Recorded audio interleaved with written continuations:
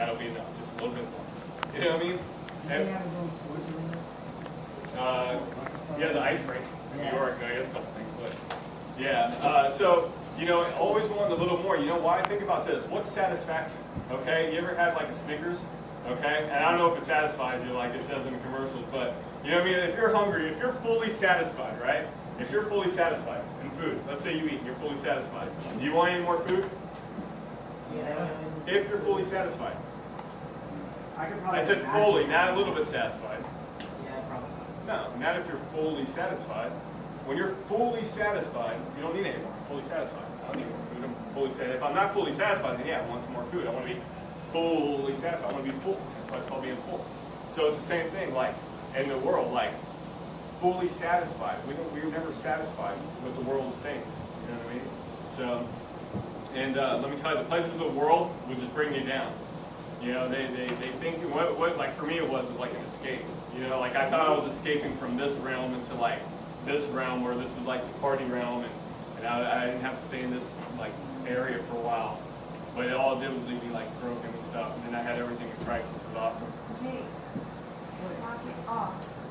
Oh, because you're in charge of me, right? No, but it's getting ridiculous. He's teaching and you not be disrespectful to him. Tori, Who's right and who's wrong in that? Somebody's lawyer.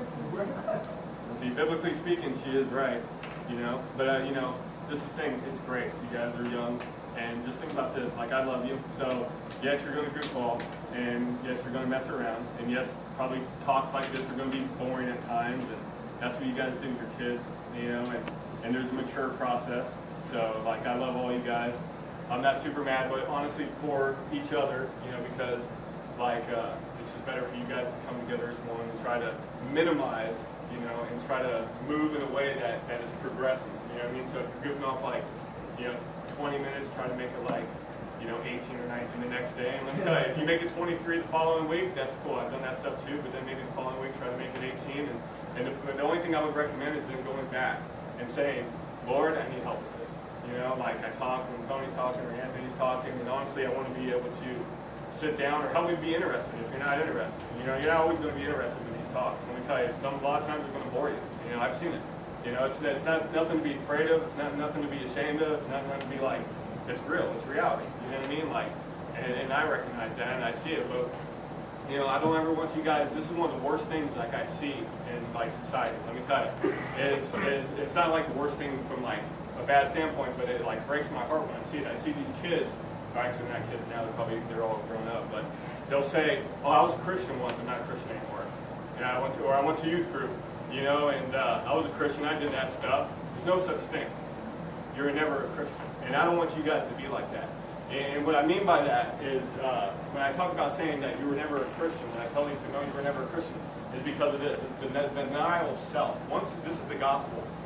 When we recognize that there's a perfect holy standard, okay, called Jesus, and we all fall short of that glory, and we recognize, you know what, I do deserve to be punished. You know, I mean, it's just the way it is. Once we recognize that, and I know I could go into it a little more gentler with you guys on a different session, but when we actually recognize that, you know what, wow, if that's the perfect holy standard, and only to get into like the heaven and actually have heaven come into us so I can display that to the rest of the world, for that to happen, if there's a list of rules, let me tell you, this is how I read the Bible. And this, when I first started, let me tell you, I was like a heathen, like mad, wretched. I mean, I was like, I'd have to have a session just for the dudes. You know, like I couldn't even tell a testimony. I'd have to like pull some of the younger, older men, you know, in this group, you know, like to be able to discuss certain things, like, you know, because it was just so drastic, you know, of the things I did. But when I got transformed into Christ, this is the thing, everything else became like life to me. And I truly was able to manifest Christ in us, you know? So when I see somebody like that and they go, well, this, you know, like I used to be a Christian and I was this, or I went to youth group, it doesn't make you a Christian. Going to church doesn't make you a Christian. A Christian is this, it's realizing that, yo, I can't get into that heaven place, you know, because of my deeds. Like, I've done wrong. I've lied. I've taken something that didn't belong to me. You know, whatever. Looked at others with lust upon my eyes. You know, that's what Jesus says. You know, you've got lust in your heart. You're an adulterer at heart. You know, if we looked at a woman or with lust in her eye, or we looked at a man with lust in her eye, we've already been guilty. So, like I was saying, when I used to read the Bible, I would go like this. It says, the wicked get this, right? And I started reading this, like, my first Bible was a children's Bible when I was like 30-something years old. I went to a dollar store because first of all, I wasn't going to read. I don't know, you guys are probably the same way, or some of you in this class. But you look at that big book and you look at those little writings and you're like, it ain't happening. Like, it ain't happening. That's how I was. Like, I'm not even going to like start. Yeah. So it's just being honest, you know, and I'm sure like you guys are like me. So, you know, some of you anyway. So for me, I was like, I'm not reading it. So then I started reading the children's Bible and I was like, you know what, this is actually kind of cool. You know, I was so thankful. I'm like, man, Jesus, I love you. Like, thank you so much. Because I'm like reading this stuff and I'm like, is this true? Like this stuff, you wrote this stuff? This one is in that book over there? And I'm pointing like the one on this shelf that's like gathering up dust. And I just feel Jesus be like, yep, it's all in there. And I'm like, okay, and you wrote all this? Like you put this all together, huh? And he's like, yeah. And I'm like, okay. But then as I start reading these like stories in the children's Bible, I'm like, man, this is getting kind of good. Like I was like, this is actually in that book? And he's like, yeah. So then I wanted to learn like the expansion version. I'm all about like, you know, bonus credits and all the, you know, DVD extras and stuff, you know what I mean? So I want to learn more and more and more. So I started going there and this is how I would read the Bible. I started reading, I started liking the stuff, but then it started getting to the point where it was like, the wicked get this, right? And it showed you all the like the wrath of God, like this would happen to you, this would happen to you, this would happen to you. Let me tell you, I put myself through some like hell, like you have no idea. Really bad stuff, like really bad stuff. Seen evil that most people, I pray, will never have to see. You know, like spiritual evil, by the way. You know, I've seen some evil in this world too, and have to be blessed not be a part of that stuff, but I've seen some crazy evil stuff. So all of a sudden, like I'm reading this, it goes, the wicked get this, and I'm like, and all these things like happen to me, and I'm like, flip. You know, like I'm not even going to read that stuff no more, you know, because I'm not even trying to pay attention to that stuff. I want to keep reading the good stuff, you know, like I want to read the happy stuff, like how you like made stuff and all this stuff. But then I started seeing this other word, and it said righteous, right? And I didn't know about any of these words. Let me tell you, I didn't even know what a sermon was. Like, you know, the preacher's giving a sermon. I was in church one day, and I was new, and I was always waiting to smoke cigarettes. I smoked back in the day. And I'm sitting there like tapping my foot, like, man, when's this dude gonna quit talking? You know, but I went with a friend, so I felt like obligated to kind of stay. But it was like 15 minutes, I'm like out of there, I'm smoking. Come back the following week, you know, then it was like 10 minutes, then it was like 5 minutes, kind of like a couple things the guy said. I still thought, you know, with all due respect, there were a bunch of clowns in there. You know, I was very prideful. You know, I just was like, you know, sad, forgive me, Lord, praise the Lord. That's how I thought about everybody, honestly, in the whole world. I was like, there's just a bunch of clowns that deserve to get ran over. And they were there for me to run over. And I took what I wanted. And that's just how I lived my life. And so I got there, and then all of a sudden, this guy says stuff in this sermon, right? And I didn't know about any of these Christian words. Righteous, didn't know it. I mean, any word. So if you guys ever have words that you don't even like know, please let me know, because I'll be more than happy to tell you the definitions, because I was so like a non-Christian, it's not even funny. And I go to the dude next to me, I didn't even know, right? I'm like, yo, man, yo. He's like freaking out, like, what? I'm like, yo, grabbing him. Hey, man, what's this dude doing up here? What was that? And right, because this thing blew my mind what this dude said, right? It was like speaking right to me, right? And he's like freaked out. And he's like, man, this dude's gonna beat me up or something. I'm like, yo, man, what did the dude just say? What was he doing up there? What was he doing up there? You know? And he's like, what? The preacher? Okay. That's preacher. What was the dude doing? What was that preacher guy doing? And he's like, the sermon? Hold up. Grab my phone. I'm like, how do you spell that? Right? And he's like, sermon? I'm like, yeah. How do you spell that, bro? Like, yo, like I'm talking to you, man. Like, you know? So he's like, S-C-R-M-O-N. I'm like, where can I get more of these? You know, and he's like, probably online, like YouTube. I'm like, I know YouTube. Hell yeah, I know some YouTube. I can YouTube it, pardon my language. So I go in there, and I remember like back in the day when I was selling cars, I ran a dealership. And, you know, it was pretty bad things that we did, you know, to people that came in to buy cars and stuff. But I remember one of my sales managers, he's like, he'd always be listening to this guy, you know, on the internet while he was working car deals. You know, we were sitting there trying to close deals and stuff, and you know, he'd always listen to this. And I'm like, what do you listen to? And he's listening to this guy, man. You should listen to this guy. Man, these guys are all clowns, bro. You know, religion stuff, you know. And he's like, no, this one's good, bro. And he's like, you know, fired up attitude. We were like motivational guys, you know. So we were all about like mind over matter and like, all that other crazy New Age stuff, So next thing you know, let me just check the time. 8:19. Yeah, so anyway, I go online and I start listening to this guy and I'm like blown away by it. And then eventually like the Lord started giving me, that's like called milk, like as the Bible says, milk is like baby food, and then as you start to get that baby food and you start to like it, then you start to get like meat, and things like that. So all these like certain words, I started reading in the Bible and it started saying like the word righteousness, and I didn't know any of these words, so I'm like, no, Jesus, like, what's that mean? And I would go to like dictionary, and half the time they would say this stuff. Like I was a smart guy like up here, but I got so drained from like drugs and everything else that like, man, it was a while before I opened up a dictionary, like I never needed a dictionary.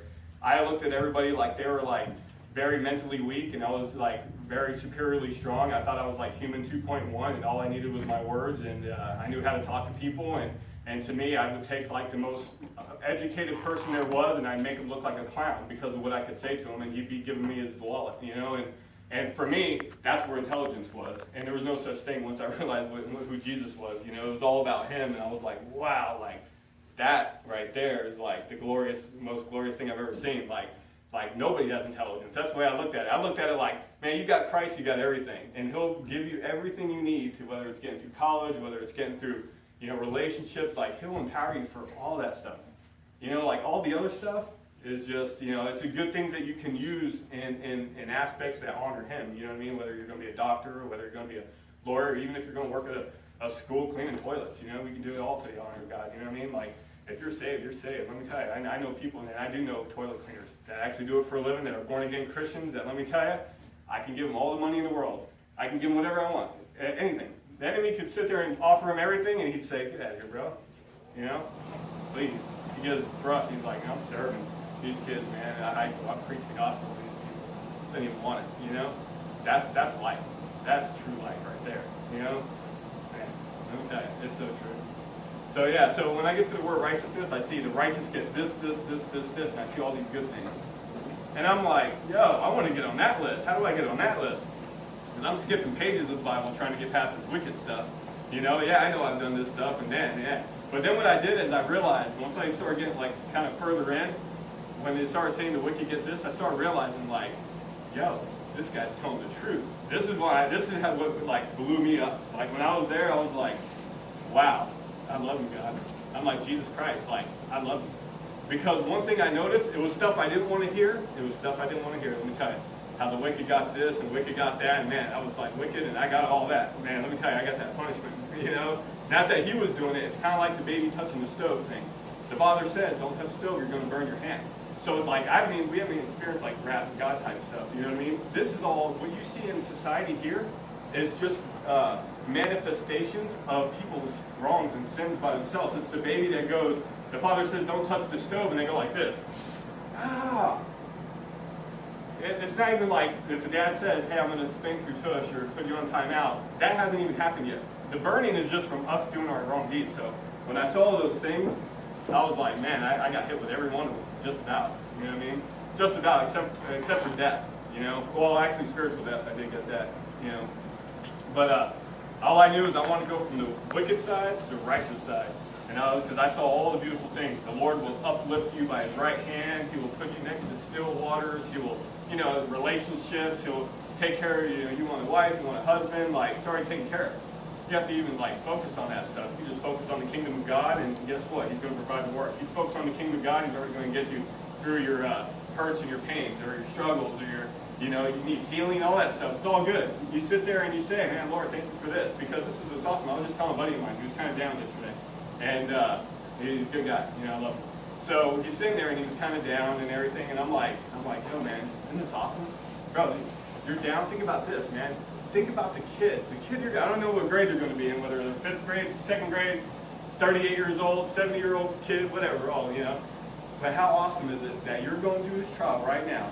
Jesus has already been victorious for you. He's already, all you got to do is be like, yo, Jesus, can you get me through it? And I'm going to say, yo, they'll say, Lord. And all of a sudden, he's going to come into you. He's going to get you through this trial. It's already victory. It doesn't say in the Bible that you're going to go through a trial and then just break off and then that you're going to be separated from the Father or the enemy's going to snatch you out of the hand. No. It says that you're not going to be snatched out of his hand. It says he's never going to leave you nor forsake you. It says that whenever you go through a trial, it's going to build perseverance, which is like endurance, patience, faith. Could you imagine you actually grow out of a trial? So now you get to sit back in a trial and be like, hallelujah. Oh man, I'm not even worried about this. I want to put my trust and faith in you. You're the Lord of my life. I heard a guy say this. Either your conscience is Lord, or the Lord is Lord. Either Jesus is Lord or your conscience is Lord. If your conscience is Lord, it's going to rule over you and over your sin. You're always going to be like being condemned. Oh, I'm not good enough. I'm not doing this. I'm going to be this way, or my head's going to be this way forever. I'm going to have this, okay? Whatever it is, whether it's pains, whether it's sufferings, whether it's trials, and we get down because our conscience is Lord. We made it Lord over ourselves. But when we say, you know what, my conscience isn't Lord. Lord, you're Lord of my conscience. I need you. I need you to give me the right thoughts. I need you to empower me and strengthen me through this. Guess what? I told him, I said, you're going to walk into somebody one day, and they're actually going to be going through the same trial that you're going through. And you guys are going to face this stuff. You guys that are going through trials right now, let me tell you, the Lord's going to bring you through it, and you're going to run into somebody. This is why he gives us trials. Because guess what? He wants to display his love in you guys. He wants to empower you guys. He wants you to be super happy. Think about this time. Whenever you get hurt, how happy are you when you actually have the little father kiss your bump or something? You know what I mean? It's like the greatest feeling in the world. They bandage it all up. You feel good. You go to the doctor. They bandage it up. That's all the good stuff. Like when we go through a trial, you're like, whew, let me tell you, hallelujah. And when you go through that, all of a sudden you conquer that, and then you run into somebody that needs your help. And you never even think it's going to be possible. And all of a sudden they're like, man, I'm going through this, or I hurt, I broke my arm, or, I broke up with my, husband or wife, or, whatever. My parents are doing this, and you're going to say, guess what? Victory is already there. All right? Jesus Christ. Just ask him. And all of a sudden, you're helping somebody else, and they're going to be like, no, man, I'm not going to listen to you. I'm telling you, no, you haven't gone through what I've gone through. No, quit making it about you. It's about Jesus. Trust me, I've been through it. I've been through it. And you're going to tell them this. I've been through it. Same thing that you're going through, I've been through. And guess what? Victory. There's victory, and it's so sweet. And all of a sudden, they're going to feel encouragement. They're going to be like, wow, that's awesome. Okay. And they're going to start to believe you. He's going to use your testimony. That's what he does. He's actually looking at you guys so you can manifest. But I love you guys. Yes. No, go ahead. I'll tell you. Okay. Okay, well, I was at work, and it was like I think I was almost a week after I found out, not almost a week, it was probably 4 days after I found out I broke my back. And this gentleman came in and he asked me about my brace, and I told him I had fractured L1 and L2. And he goes, my wife fractured all of her spine, and she's walking today, and she has bars and everything. He's like, entrust me through God, you can do it. And I think that was something that really motivated me, because you hear something like that, and you're like, wow, at first I was paralyzed, and then I was healed. You don't know. Don't take life for granted. That woman could have just gave up, but she didn't. And it gives you hope. It does. It does. And he uses us to do it. And that's the beautiful thing about it. I love you guys. Any questions you have? All right. Oh, man. Love you guys. Work on it, dude. Work on it. Just need it.